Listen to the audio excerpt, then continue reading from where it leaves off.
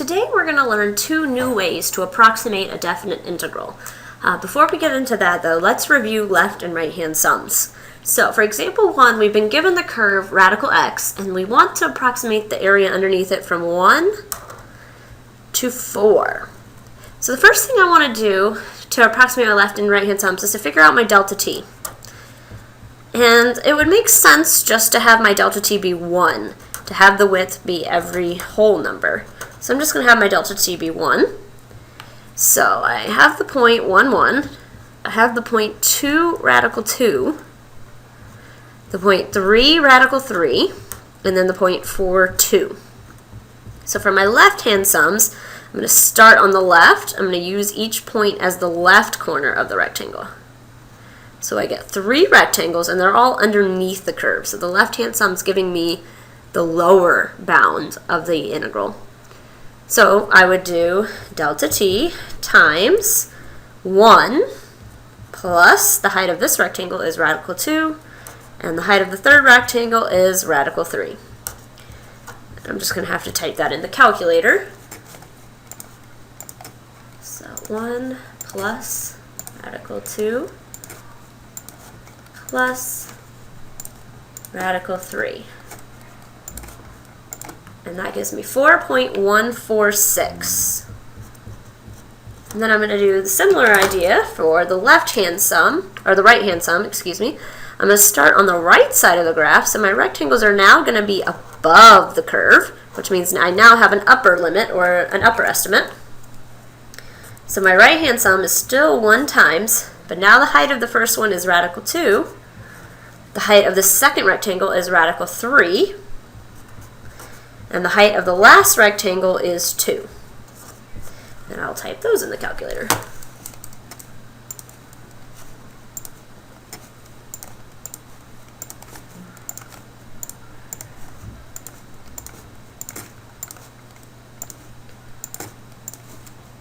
And so I get 5.146. So I know that the actual area is somewhere between those two.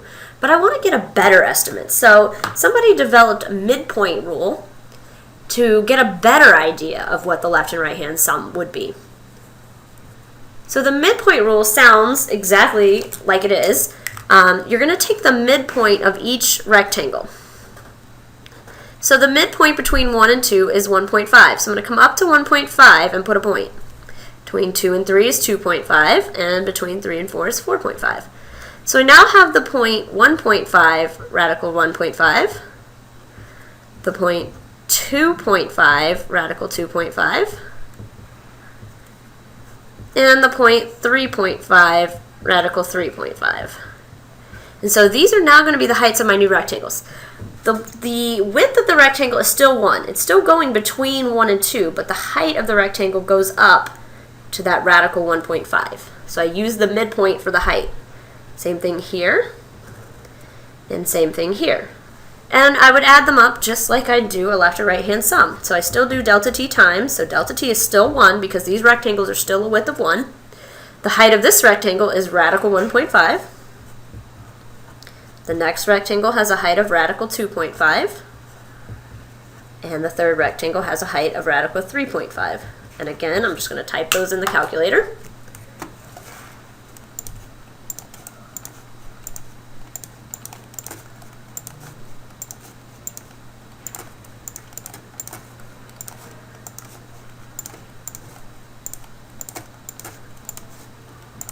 And that gives me 4.677 if you round the third decimal. So that seems like it's right about in the middle of the left and the right hand sum. So let's see, what would the average of the left and the right hand sum be?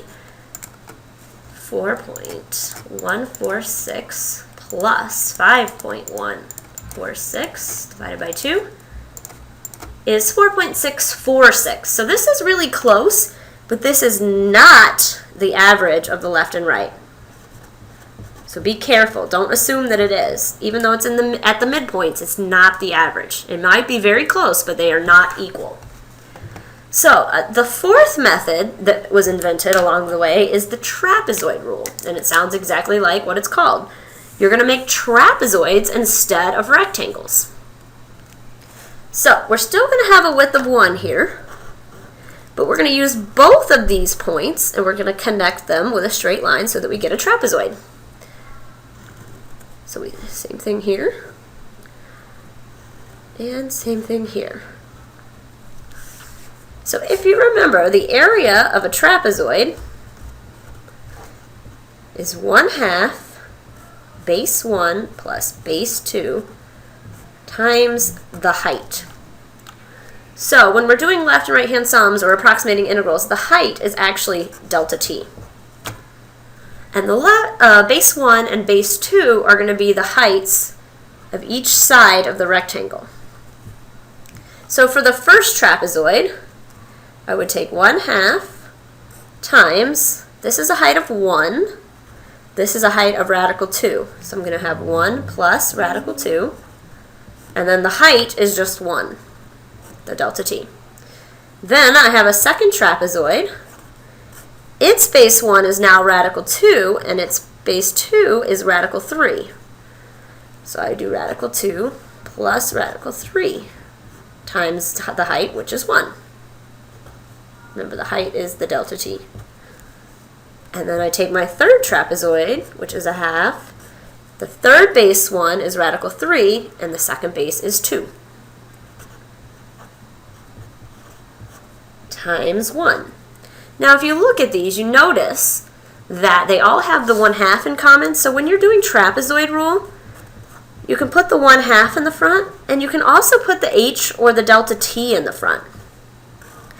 And then, so if I take out the 1/2 and the delta t out of all of these, I'm left with a 1 plus radical 2 plus radical 2 plus radical 3 plus radical 3 plus radical 2.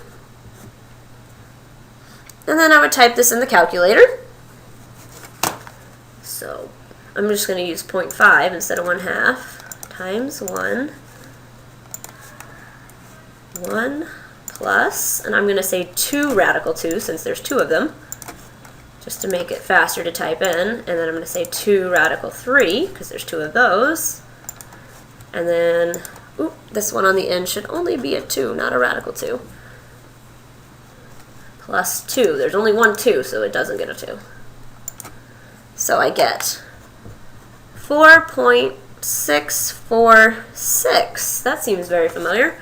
If I look right back up here at the average, now these are almost the exact same thing. The reason there's a slight difference in the decimals is because I used rounded versions when I took the average. But had I used the exact values, I would have gotten this exact thing. So trapezoid rule is actually equal to the average of the left and the right. So if you would rather just average the left and the right together, you may do so rather than writing out this whole long formula, and that's fine. Okay, so let's look at this from a table standpoint. So in this case, I have a table of values of velocities, and the first thing they want me to do is figure out delta t. So let's let delta t be 6 minus 0 over 6. Remember, it's b minus a over n. So delta t is just going to be 1. So for my left-hand sum, I'm just going to take 1 times, and I'm going to add up everything except the last one. So 3 plus 4 plus 5 plus 4 plus 7 plus 8. And if I do this in my calculator, 3 plus 4 plus 5 plus 4 plus 7 plus 8 is 31. And then for my right-hand sum, again, it's times by 1, delta t is 1, and I add up everything except the first one.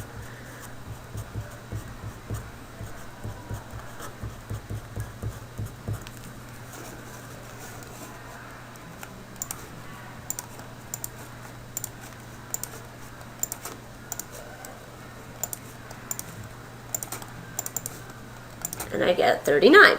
So I know that the actual distance traveled is somewhere between 31 and 39. So let's narrow that down farther with the trapezoid rule. So again, with the trapezoid rule, I can do 1/2 times delta t.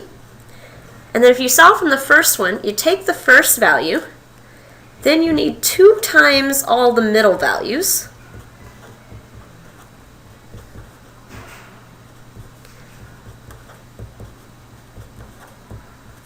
and then just one of the last ones.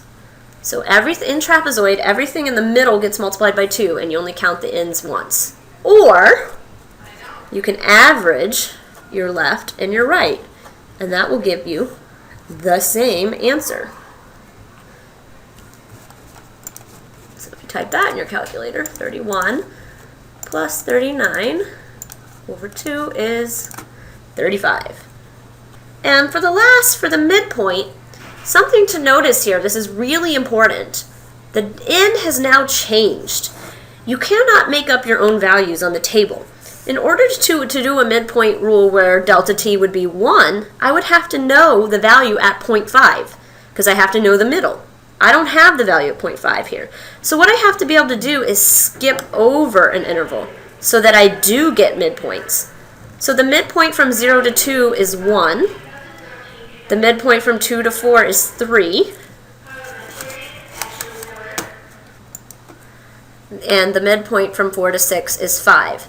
So if I change n to 3, delta t is now going to be 6 minus 0 over 3, which is 2. So delta t is now 2. And I'm only going to use the values at the midpoint. So I'm going to add up 4 plus 8. N is 3, so I'm only adding 3 things. So 2 times 4 plus 8 is 32.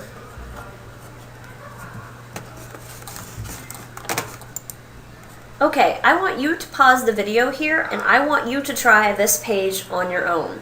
Find the left, the right, the trapezoid, and the midpoint. When you're done, unpause the video, and the answers will appear so you can check your work. Okay, here are the answers to problem 3.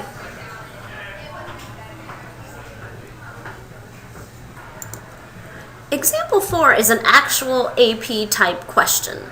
Again, they're giving you a table. Notice there's an R prime here, and they want us to use a Riemann sum. Riemann sum is just the name for all of these formulas that we now know. Left, right, trapezoid, or midpoint. You can do any of them if they don't tell you which one to do. Well, most of the time they'll say left, right, trapezoid, or midpoint. We have 5 subintervals. So we want n to be 5. That's what that means. So if n is 5, we cannot use midpoint. There's no way that we can get the middles with 5 intervals. So we're going to eliminate midpoint here. So you can do a left, a right, or a trapezoid. So again, I would like you to pause the video here, find each one of those, and when you're done, unpause the video and the answers will be there. Here are the answers. It's important to note that in this table, delta t is not consistent. Every interval, delta t is different. So delta t cannot be multiplied out front. So make sure that you did a different delta t for every time interval on your left and right hand sums. Then the last part of this says, using correct units, explain the meaning of the integral. So the integral from 0 to 12 of r prime of t dt represents the amount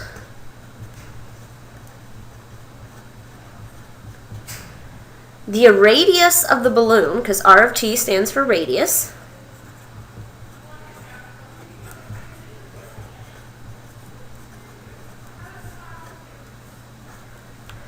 represents the amount the radius of the balloon changes